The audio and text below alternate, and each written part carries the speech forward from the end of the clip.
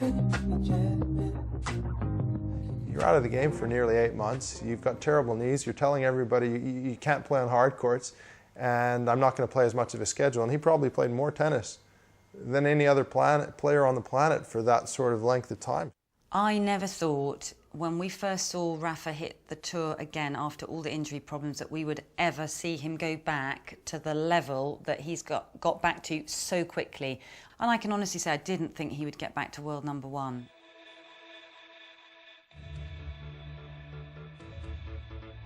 I think he impressed me, and he impressed all the tennis world, doing a fantastic year, and he deserves, because he is a nice fighter, and he's trying to make history on this sport, and he will do it in the future.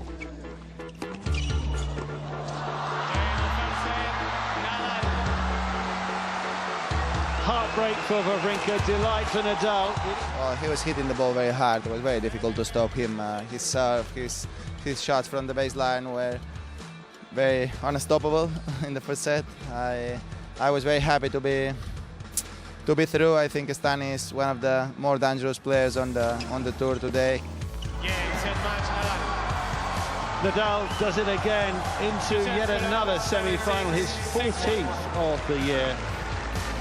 Juan Martin is one of the toughest opponents that you can play against.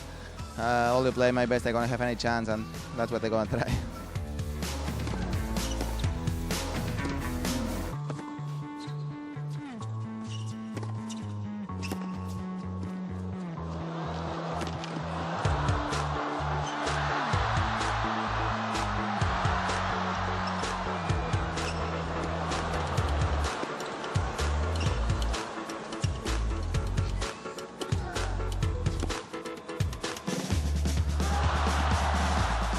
I made everything almost perfect, and I played so aggressive all the time. I hit an unbelievable forehand, and that was my key of my game.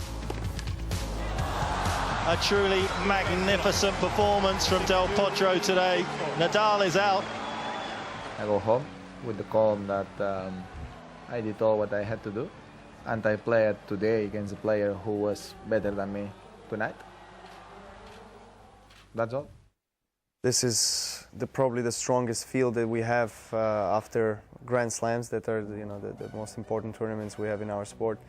Best 8 players in the world are taking part in this tournament. We watched Rafa practicing every single day, and again it was that same head down. He had a real sort of tense look in his face, just so focused and so hungry and so dedicated, and he's seeking perfection every single ball that he hits on a practice court. He's not happy just to come out and strike a few balls and be loose and warm up. He is looking for perfection every single time he's out there.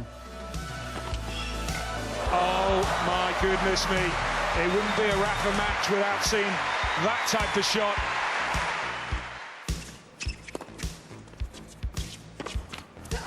And unfortunately, it ends that way for Ferrer. Delight for Nadal.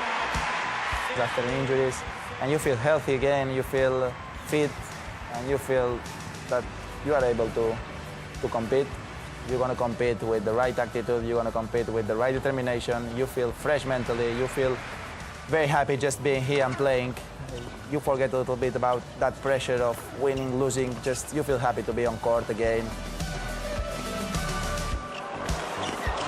Brilliant. The imagination, but also the quality.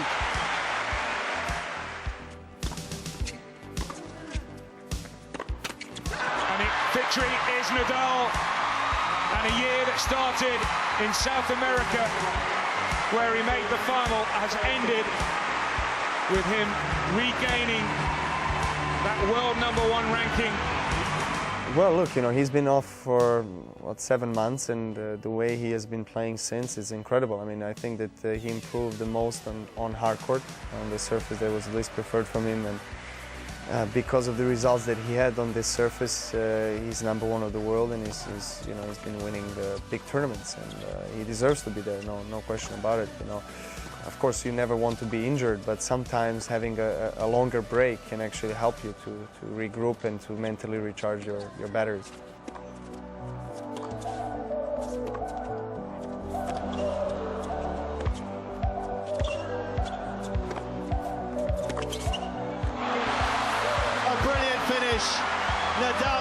the better of verdict once again.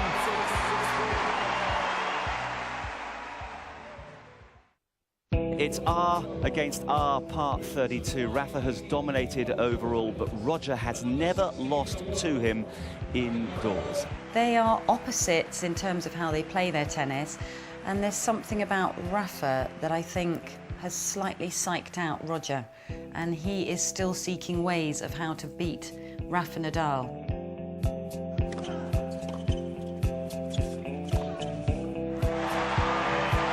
Federer had his chances earlier, but given absolutely nothing there.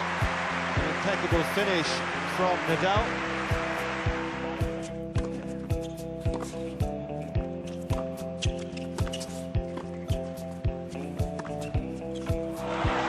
Not doing enough. It was special to see them go head-to-head again here in London at the O2, because I don't know how many more times we're going to see that rivalry. He charged in, but he goes out. It's Nadal who triumphs today for the 4th time in succession against his great foe. He's into his 14th final of an incredible season.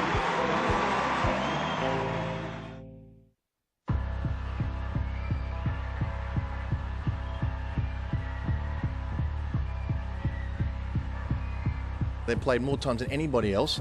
They've got many more years to play each other, and it seems like Novak is certainly more settled on an indoor court. I mean, Rafa's weakest surface, if there is such a thing, is indoors on this hard court. This is the one and only title that he doesn't have. It is the World Championships, the ATP, World Tour Finals. He is desperate to get this one.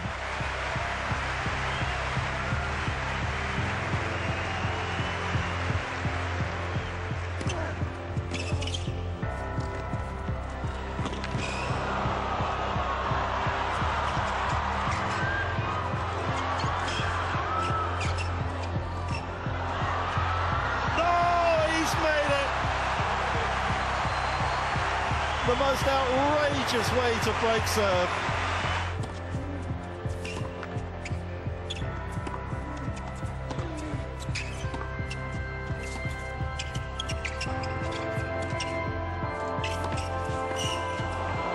Sensational.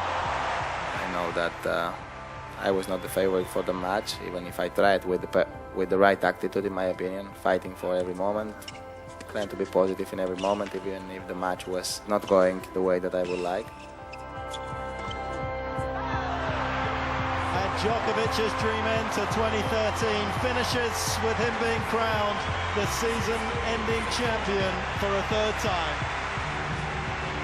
I think none of us will know what pain he went through emotionally when he couldn't play, and all the sort of the work that had gone in with all his team around him to get those knees right, to get him back out on the tour, and then to be able to play competitively at the level that he did. I've never seen Rafa quite so emotional.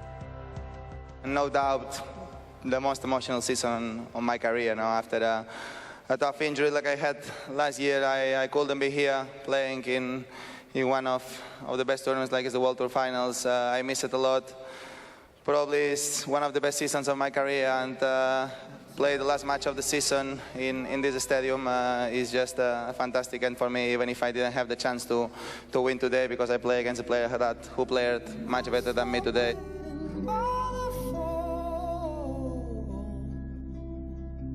He's used that time productively to improve, to get better, to study the game, to think, what do I have to do better if I want to be number one? Because to get to number one, you have to improve to get there from 2 to 1, and then to stay there, you have to get better again. So he's got to get better from 2013 to 2014 if he wants to keep that title of number one, because Djokovic will get better, Murray will get better, because they're hungry to try to get to the summit of men's tennis again.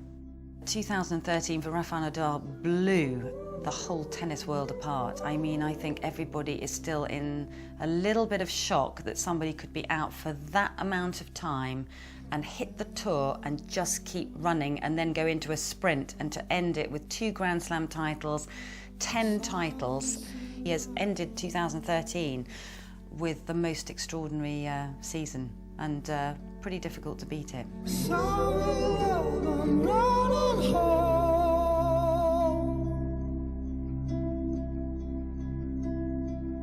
I'm a child of sun and the stars.